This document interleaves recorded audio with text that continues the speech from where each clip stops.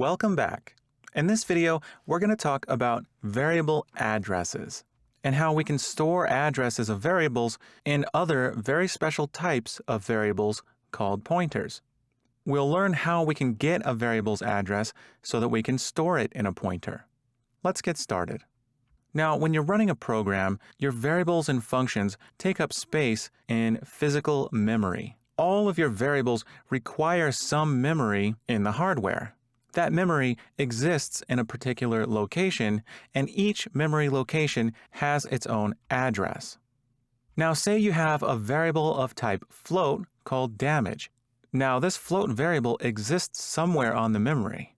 We can get the memory address of this variable with the address of operator, and it looks like this. It's the ampersand symbol prepended at the beginning of the variable name. So the address of operator returns the address of the variable. Now the damage variable is of type float. So what data type can we use to store the address of the damage variable? The answer is we store the address of a variable in a pointer. This is a pointer that can hold the address of a float variable. This is its type, and we refer to this type as pointer to float or sometimes float star. Now this pointer, PTR, is capable of holding the address of a float, and once we use the assignment operator to give it the value of the damage variable's address, we say that PTR points to damage.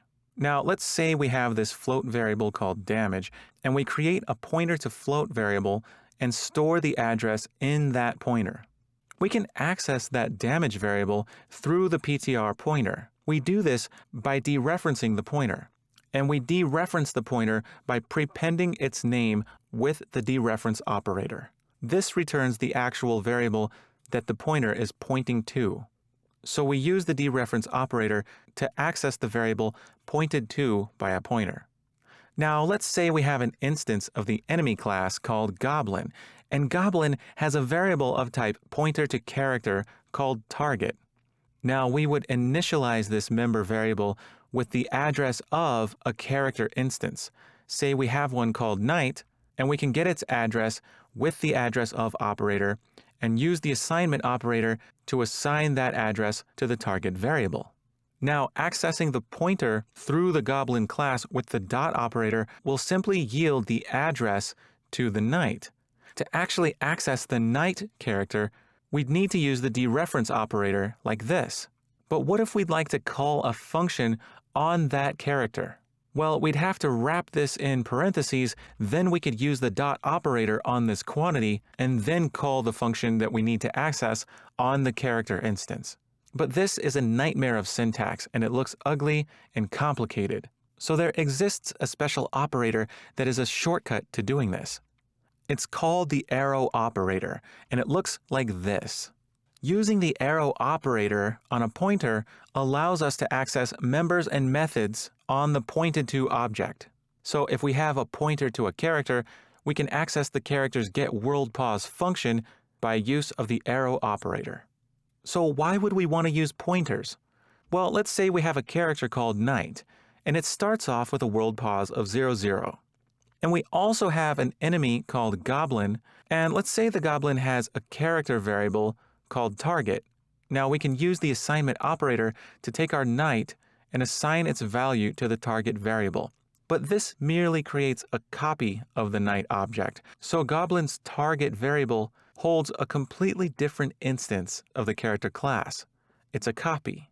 So in the beginning, when we get the Goblin's target variable and call getWorldPause on that target variable, we'll get the value 00, because that is the value of the Knight's WorldPause when we copied it into the Goblin's target variable. But let's say the character moves, and the next frame, Knight's WorldPause is 11. Well, the Goblin's target variable is a copy of the Knight object, and if we call getWorldPause, we'll still get 00, as that copy has not been updated. Consider now that instead of a character variable, the Goblin has a pointer to character called target. Now, we would initialize this using the address of operator to get the address where the Knight object resides in memory. Then, if we access getWorldPause with the arrow operator, the first frame will get 0, 0, just like we did with the character variable. But let's say the next frame, the knight's world pause becomes 1, 1, and because the goblin's target variable holds the address of the original knight object, when we call getWorldPause, we'll get 1, 1, because the knight still resides in the same memory address, and as long as we have that address, we have access to the original object. And what's better is we're storing a pointer, which is a relatively small data type. Character could be huge, and if we had to copy that into the goblin's target variable, we'd be wasting memory. So using pointers is extremely efficient. So your challenge is to create a pointer to character member on the enemy class called target. Make this a private member. Also create a public setter function for this called setTarget. It's going to return void, and it'll take an input parameter of type pointer to character. All this function does is sets the value of target. You can even define it in the header file for enemy. Once you've done this, go into the main function and find our instance of the enemy class called Goblin and call its setTarget function, passing in the address of knight using the address of operator. Pause the video and do this now.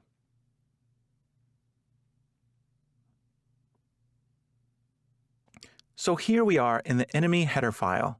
In the private section, we're going to add a pointer to character called target.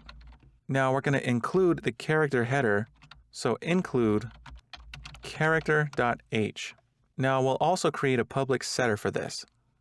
It's going to be void, and we'll call this setTarget. Its input parameter will be of type character star, and we'll call this character. That's okay if you call this something else. It doesn't really matter. In the body, we're going to simply set target to character. And now we have target and setTarget.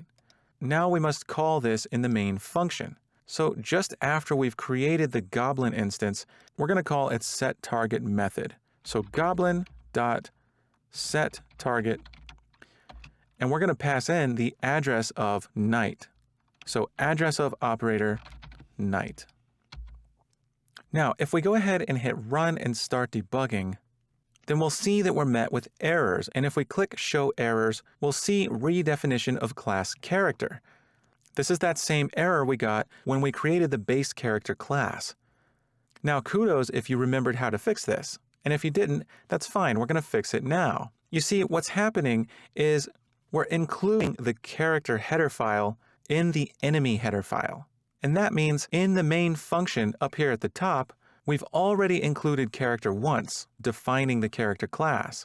And then we include enemy, but enemy includes character, which means that definition of character is included in the main function again. We need to use conditional compilation to make sure that character is only included once.